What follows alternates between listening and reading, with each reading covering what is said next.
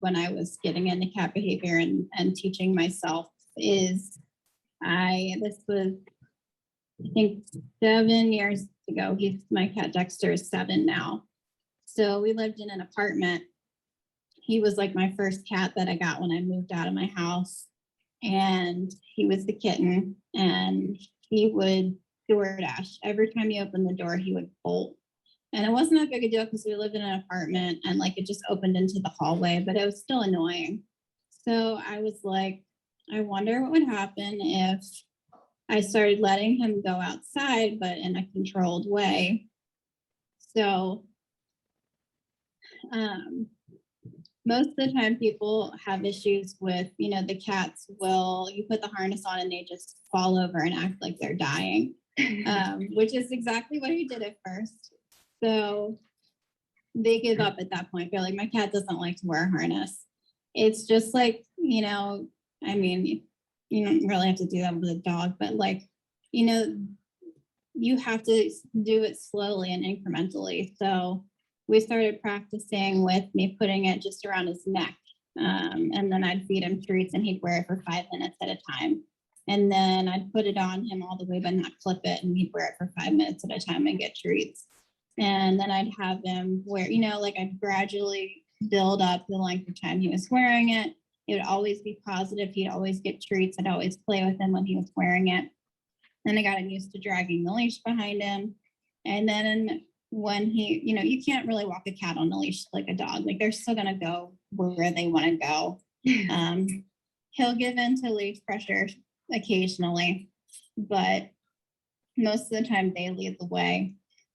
So then I started putting it on him and taking him outside. And I would always pick him up and carry him out into the hallway so he didn't get used to running out the door even more.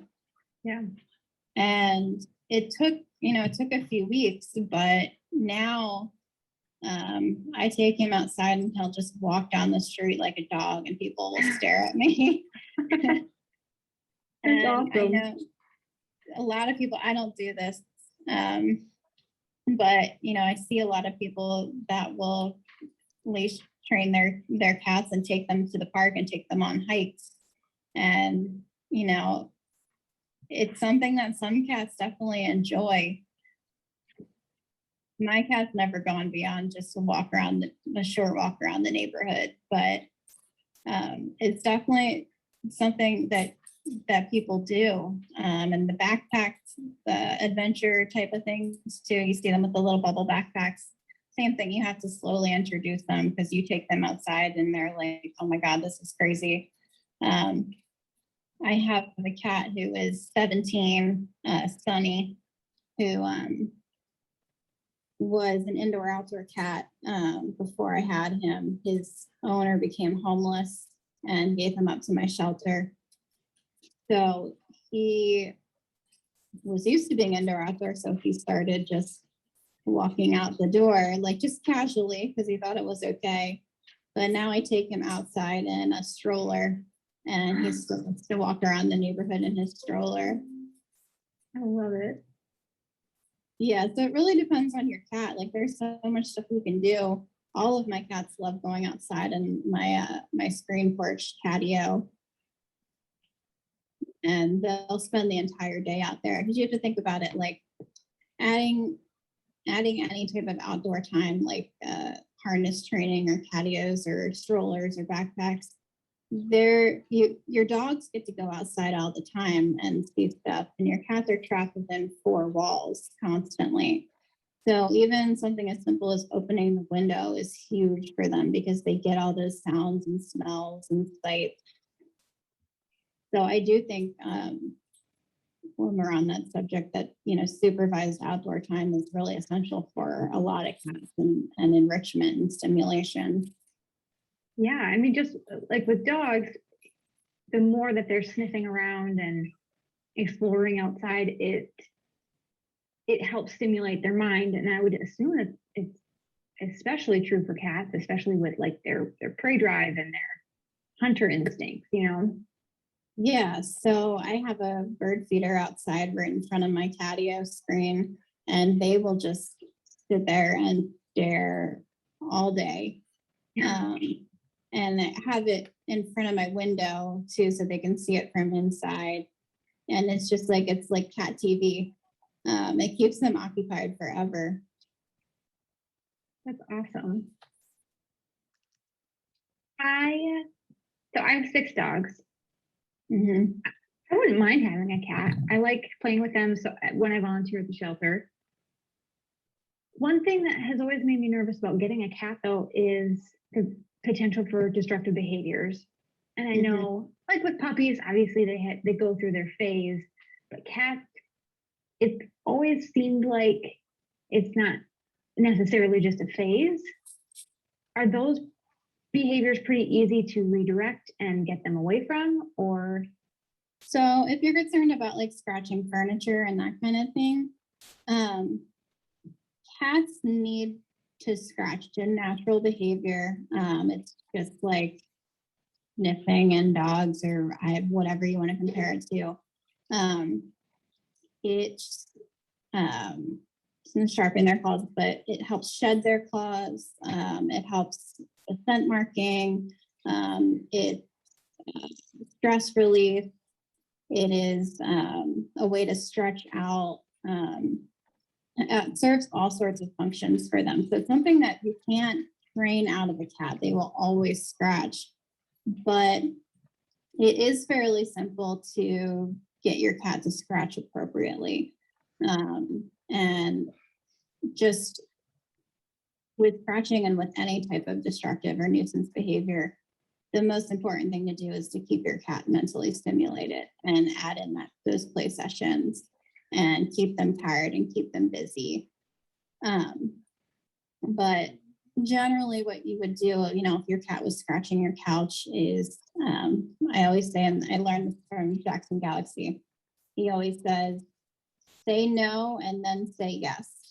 So you want to deter them from the couch in a humane way, usually like clear plastic tape or double-sided tape on your furniture. It doesn't have to be a long-term thing.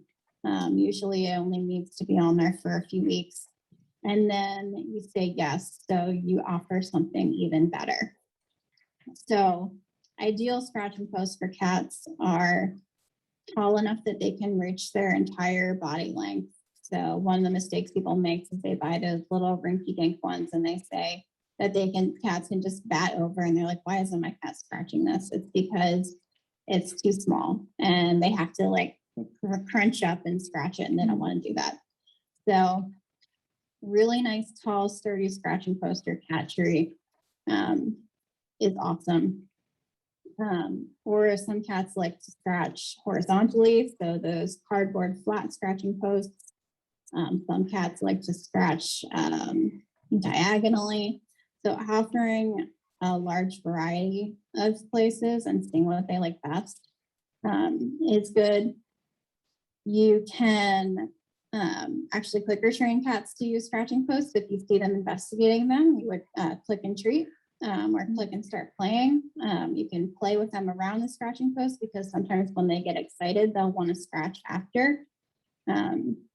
There are a lot of things that you can do to do that. And my biggest tip that one of my mentors in one of my courses I just took taught me this, and I thought it was awesome, is just how if you take your dog for a walk and they smell dog pee and they have to pee on top of it, if you get a used scratching post, like you get one off like a yard sale page or something, or you get one donated from the shelter, which is where all mine came from.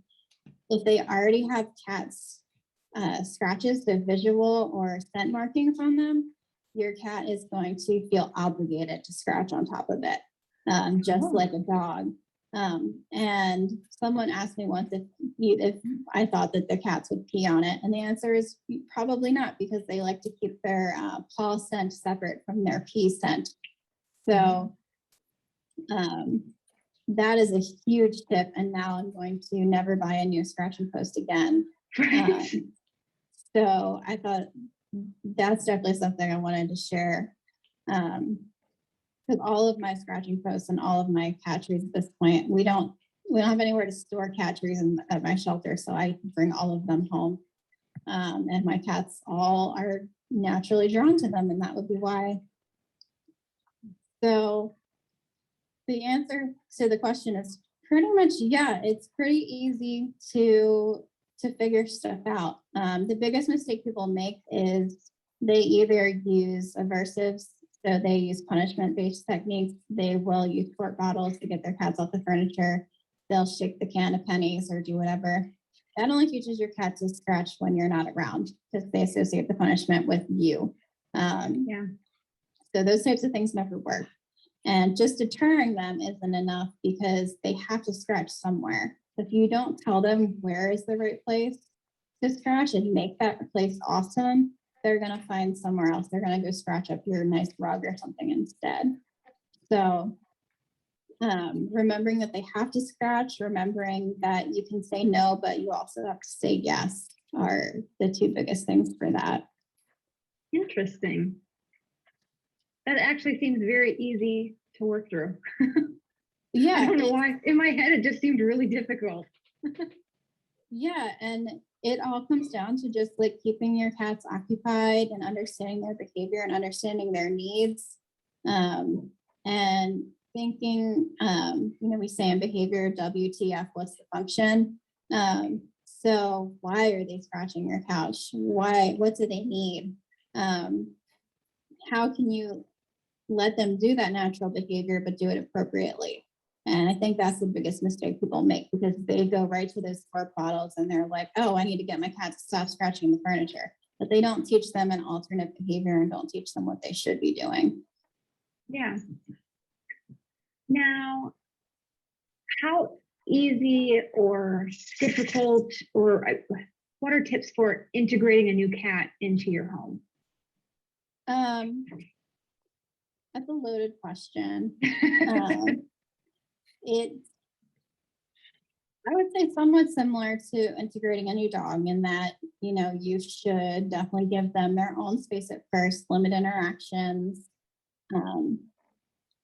I always say to start out your new cat in a bathroom over another room, because people like to put them in bedrooms and then they get cats stuck under the bed or in their closet and they can't do anything about it. So I personally like to use bathrooms, or I have my foster room here that doesn't have anywhere that they can get stuck under. And spend your first week or two just getting to know that cat, getting that cat to know you. And then it should always be a gradual introduction. So a couple mistakes people make are they like to, and they do this introducing with dogs too, and it's crazy. They will put the cat in a crate or put the cat in the carrier and put it in the middle of the room and let the cat sniff each other through the carrier. And not, your cat probably hates their carrier. So they're already stressed out by being in the carrier, and then now they're being forced into a situation where they can't escape. And people always have, they have the best intentions in mind, because they're like, okay, they can't hurt each other, they can't get to each other, it's a safe way to do it. But it's not necessarily the best way. So I like to use either a door stopper and let them eat through a crack in the door, or use a baby gate. And it has to be one of those really big pet gates, not like a little baby gate, because cats will just jump right over it. And gradually, slowly make positive associations with them. So even like 5 minutes interactions a couple times a day, where you just sit on opposite sides of the baby gate and feed your cats treats. Kissing is normal. Kissing is within cats is just a communication that, I'm not comfortable, I need a little bit of space. So you might try luring the cat a further distance away from the baby gate, so they are further away from each other. I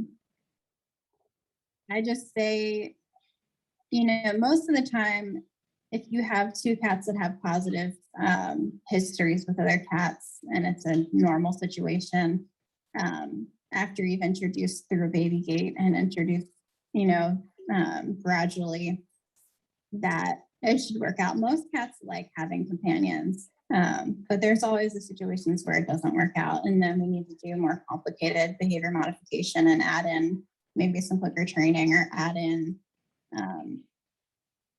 some, even more gradual stuff like scent swapping, that kind of thing.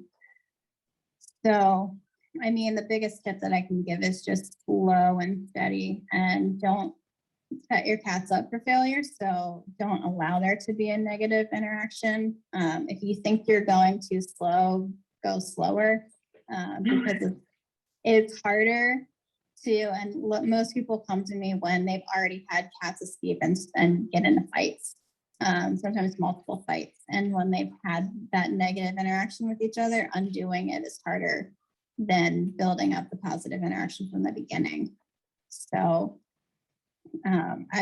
people get really excited and they're like, oh, they're not hissing at each other. It's, but there are subtle cues that people miss. Understanding your cat's body language is really important. And a lot of people are lacking in those skills, even though they think that they're pretty good. So when I do consults with people and we're talking about inter-cat relationships and cats that are fighting, I always go over, recognizing simple signs of stress, like, like I'm sure if you're a dog person, you've heard like if the dog yawns, it doesn't always mean that they're tired, and it could mean that they're stressed.